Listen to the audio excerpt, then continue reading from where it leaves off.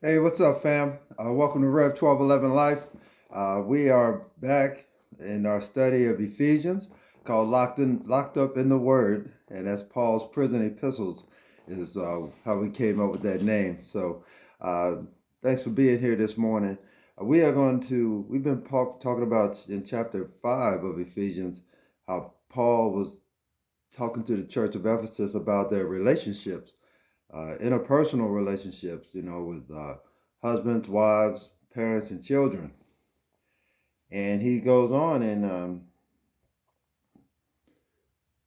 chapter 6, and he's talking about, he talked about honoring the father and the mother. And now he's saying in, in verse 4, and you, fathers, do not provoke your children to wrath, but bring them up in the training and admonition of the Lord. Now, there's other versions that say, don't provoke your children to anger, don't exasperate them. And, I've been a king of that in my life before. But we ask ourselves sometimes, why do we do that to our children? Why do we frustrate them and provoke them to anger? And a lot of that really has to do with our own pride. Um, we're upset when our children do things that make us look bad. So really, it's not about the children; it's about us and them making us look bad or feel bad about our own parenting because things are not going the way we want it to go with them. A lot of times, we want to live our lives through our children.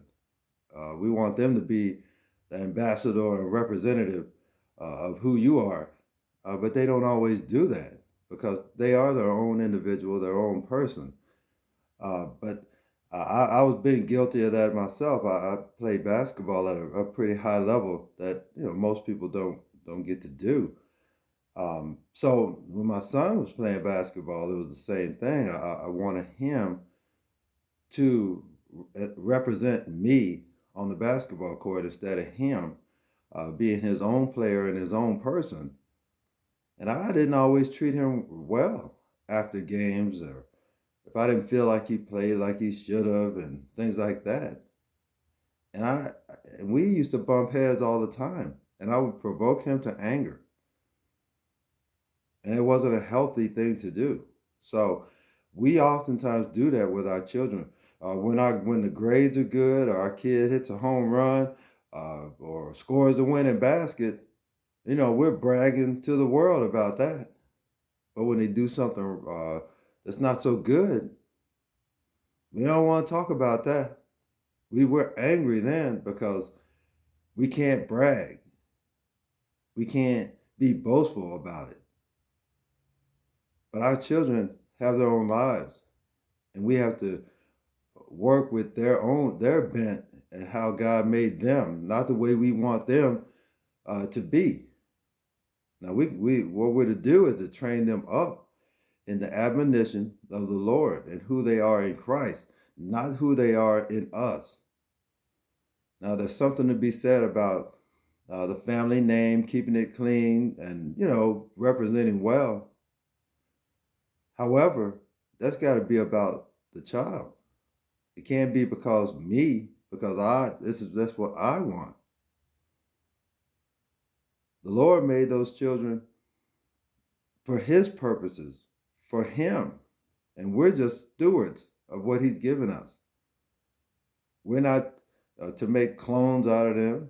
We're not to provoke them to be something that they're not. And we direct them a lot of times in areas and directions that are just not their bent. And they're not gonna respond the way we would like them to. So he's telling us, do not provoke them to wrath. You can provoke your children with all the rules, regulations, and things like that, and really exasperate them. You can also provoke your children to wrath with no boundaries, no rules, no regulations, just letting them go. And that's not going to produce good fruit either. but you raise them up in the admonition of the Lord. You can't go wrong there. So I really, when I read this verse, it really hits home to me. And I pray that you parents out there, particularly the fathers, man, I'm not saying take it easy on your children, but you have to extend grace to your children. Find out what their bent is. Find out what drives them and work with that, not with your own agenda and what you think it should look like. Thank God, my relationship with my son is good. He's a Christian. He's a man after God. He's a great family man, good husband. But man, I tried to mess that up for a while. Just through poor parenting, through pride, through wanting something for me as opposed to what I wanted for him.